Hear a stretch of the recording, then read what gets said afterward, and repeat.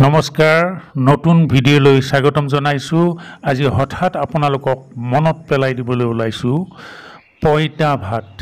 আমি গাঁৱত পন্তা ভাত বুলি কওঁ মনত পৰিছেনে আপোনালোকৰ পন্তা ভাত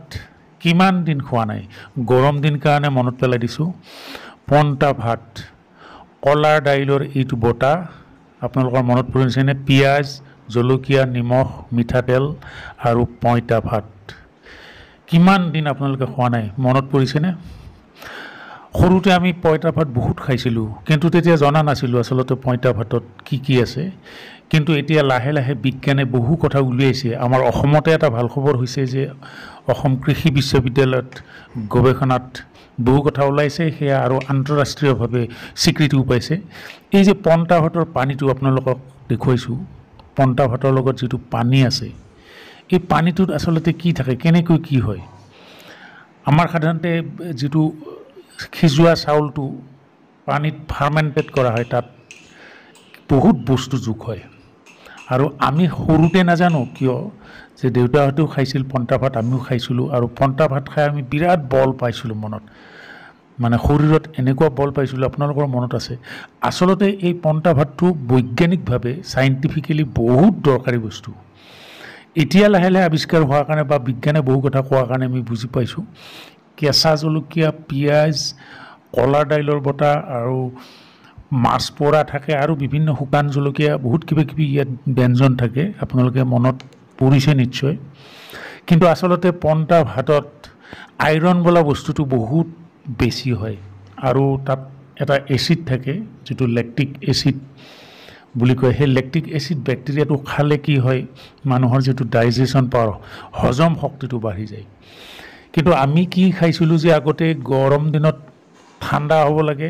পেটটো সেই কেনে খাইছিলোঁ ঠিক আছে ঠাণ্ডাও আসলতে হয় মানে পন্তা ভাত খালে পেটটো ঠাণ্ডা হয় ঠিকই কিন্তু ভিটামিনো আছে তাত আইৰণ আছে ক্যালসিয়াম আছে বিভিন্ন ধৰণৰ বস্তু এতিয়া লাহে লাহে আৱিষ্কাৰ হৈছে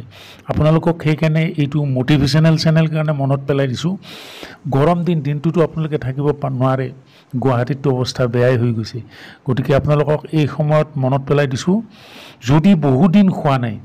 জানো এতিয়া ফাষ্ট ফুডৰ দিনতো আৰু মানুহে পইতা ভাত ক'ত মনত পেলাব আপোনালোকে অকমান কষ্ট কৰি ৰাতি ভাতটো বেছিকৈ ৰাখি পানী ঢালি থব খাওকচোন আকৌ এই ফাষ্ট ফুডৰ দিনত এসাজ পইতা ভাত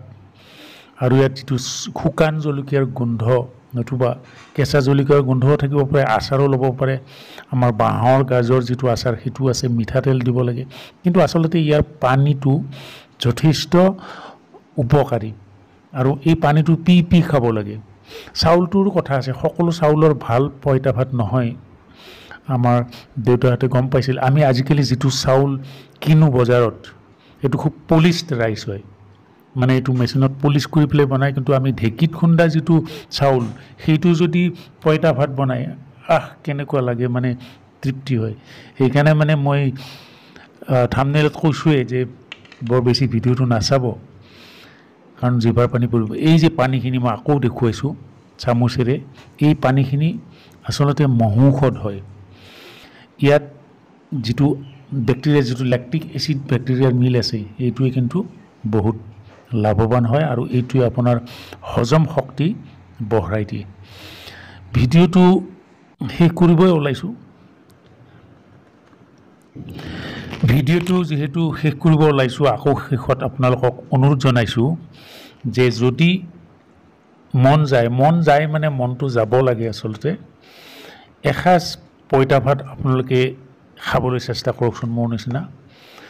নিমখত যে মিঠাতেল দিছো সেই মিঠাতেলটো মিহলাই জলকীয়াটো এনেকৈ ভাতৰ লগত খানি লৈ পইতা ভাত এসাজ খাওক আৰু জীৱনৰ বাবে কিছু প্ৰেৰণা লওক আৰু স্মৃতিও মনলৈ লৈ আনক সৰুতে কেনেকৈ ঘৰত মা দেউতাই পইতা ভাত প্ৰস্তুত কৰি দিছিল আৰু আপুনি আৰামেৰে খাইছিল সেই কথা জনাবলৈ এই ভিডিওটো দিলো চেনেলটো চাই থাকিব ধন্যবাদ ভিডিওটো চোৱাৰ কাৰণে